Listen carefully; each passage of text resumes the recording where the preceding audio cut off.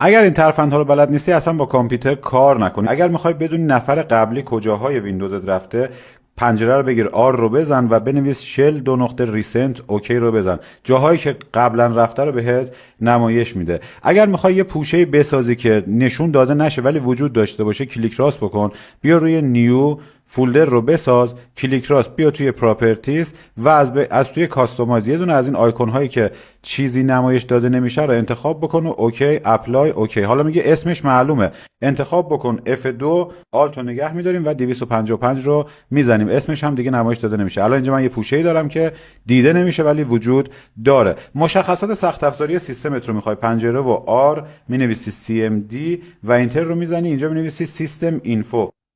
مشخصات کاملی از سخت افزار ویندوزت بهت میده که خیلی میتونه بهت کمک کنه، توی تمام ویندوز ها هم کار میکنه. گوگل کروم رو باز کردی، میخوای یه پنجره جدید باز بکنی ولی ندونن که تو کجاها رفتی، کدوم سایت ها رو باز کردی، کنترل شیفت و ان رو بزن، پنجره که باز میشه رصد نمیکنه که کجاها میری. حواست نیست یکی از تب ها رو بستی، کنترل شیفت و تی رو بزن، تب آخری رو که بستی برات برمیگردونه. این تو تمام مرورگرها کار میکنه. میخوای سوابق دانلود رو ببینی، کنترل رو بگیر جی رو بزن، سوابق دانلود رو تو تمام مرورگرها بهت نمایش میده. بریم سراغ ورد. میدونیم که توی ورد اگر بک اسپیس رو نگه داریم اینجوری که حرف به حرف پاک میکنه، اما اگر آلت و بک اسپیس رو بزنیم همونجوری حرف به حرف برمیگردونه سر جاش. کنترل رو بگیریم بک اسپیس بزنیم کلمه به کلمه پاک میکنه. حالا من میخوام این ردیف رو ببرم اول، چیکار میکنم؟ انتخابش میکنم، کنترل بی بولد میشه، آلت و شیفت رو میگیرم، فلش بالا رو میزنم، میره ردیف اول. بریم سراغ اکسل. توی اکسل من میخوام جمع این محدوده رو داشته باشم، انتخابشون میکنم،